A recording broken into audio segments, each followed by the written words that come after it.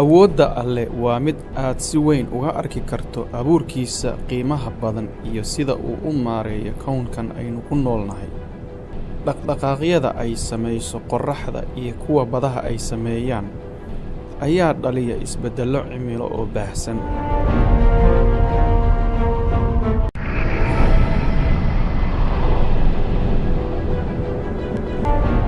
isbeddellada cimilo ee ka dhaca dunida waxa ay ugu daran yihiin dhulka baaxadda weyn leh ee ku yaal geyga bariga Afrika.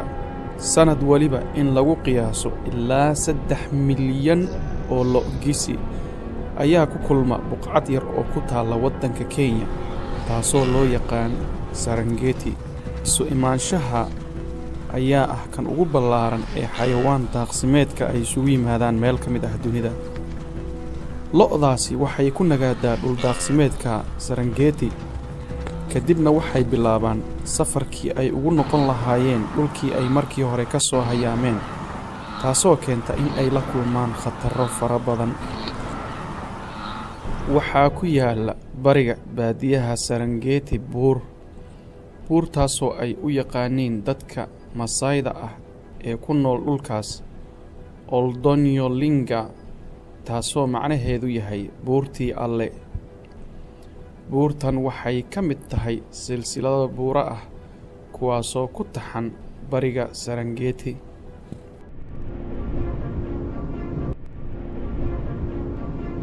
buurahaas dhankooda galbeed waxaa ku yaalla dhul daaqsimeed kaasoo leh biyo iyo rays ay ka dhergi karaan xayawaanaadka ku nool iyo kuwa u soo hayaama intaba. Sanad waliba xilligan waxaa halkan isugu yimaada malaayiin duurjoog ah, taasoo keenta in ay meesha ka soo dhowaadaan dugaag wax cuna sida libaaxa, dhurwaaga iyo haramcad intaba, si ay uga faa'iidaystaan fursadda qaaliga ah ee sanadkiiba mar soo marta.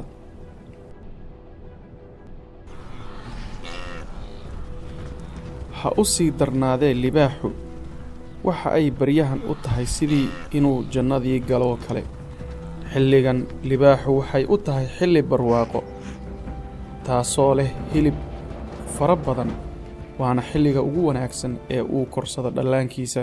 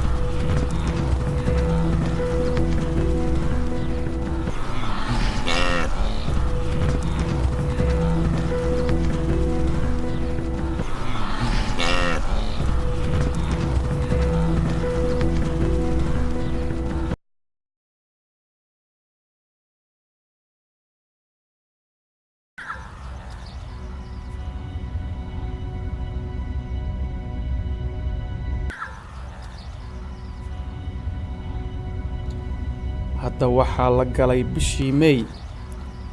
Dhulkii cagaaraa waxa uu isu beddelay dhul abaareed, roobkiina waxa uu ka da'ay dhinaca waqooyi. Haddaba malaayiintan lo'-gisida ah ee ku nool dhulkan abaarta noqday waxa ay mar walba fiirsadaan meesha uu roobka ka da'o, taasoo keentay in ay hadda u hayaamaan dhanka iyo dhinaca waqooyi.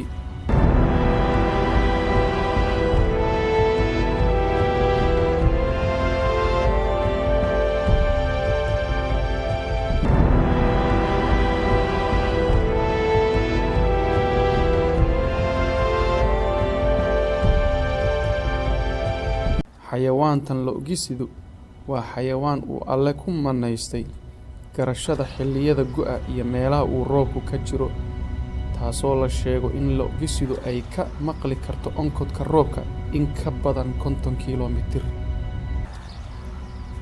Dabadeedna waxay u hayaamaan dhanka waqooyi si ay u helaan rays iyo biyo.